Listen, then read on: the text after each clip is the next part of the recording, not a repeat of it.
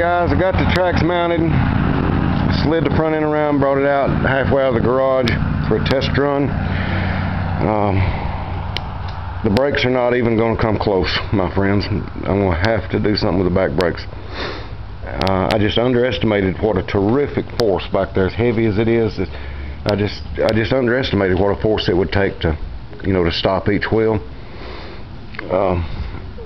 It tries to turn. You can pull back. If you pull back any harder than what I'm doing, you're going to break something. It's going to take hydraulic brakes, no question about it. I'm fixing to crank it and let you watch it go back and forth a time or two.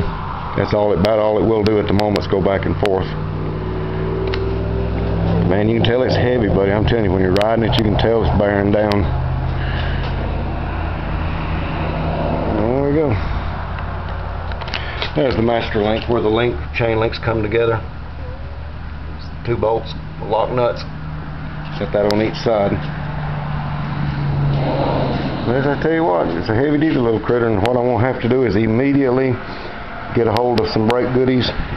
Possibly even go bigger with one rotor. I don't know if you can do that, but I'm gonna try. Got to do something. All right, guys, here we go. I'm fixing to match up on a tripod and crank it. I don't know what's got into this thing, but a while ago it was trying to die. The motor, like it was starving for gas. So I don't know if it's going to do that or not. I hadn't been running so long, and maybe the float's trying to stick on it a little bit. I need to put some gas treatment in it. Maybe that'll limber it up. As you cross the back view. You can't get no heavier duty than that rear end, but them brakes are just not gonna do it. It's just that simple. They're big pads, they're long pads, they're big looking pads, big as what you see on a car.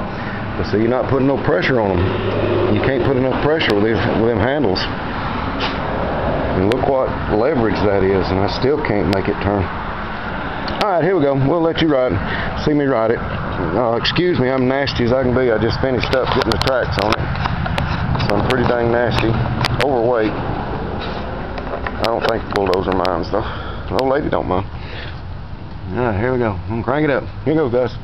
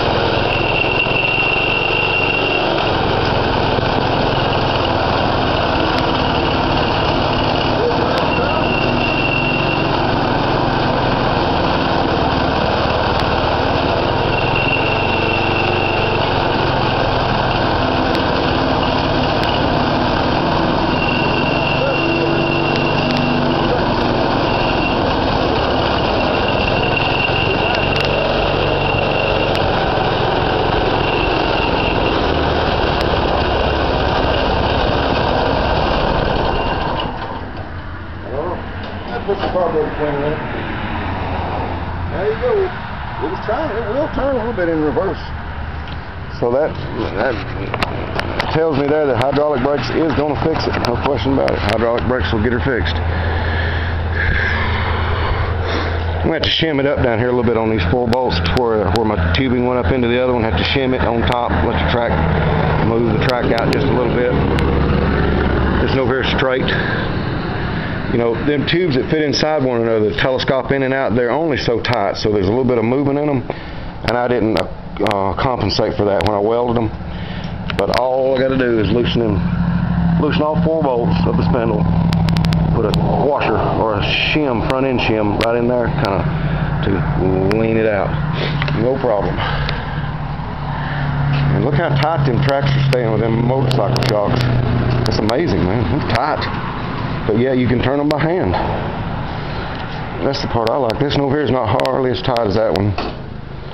But see, I still got to put bogie wheels, got to put a wheel, one under here to lift up just a little bit. So I got to make a total of 8 little bogie wheels. All right, guys. Sorry that I failed on the brakes, but next time you see it, the brakes will be working. When I put it back in the garage this time, it's not coming out until it's just about finished. push blade on it and everything. Have the whole works. Hope you enjoyed this. I didn't think the brakes was going to, from the first test run when it just had just the chains on it, I didn't think the brakes were going to work, but I thought, well, with the pads on it, there'll be a little slicker surface, but that made it worse. It turned better before I put the pads on it, so see, the pads are wider, gripping the floor better. Then next I got to put 1/2-inch cleats. I decide if I want to put one every other one or ever one. And just got to do a little bit of grinding to smooth these tracks up. The metal is different widths in places, but pretty doggone close overall. Alright, y'all have a great day. I'll holler at you next time, okay? Adios.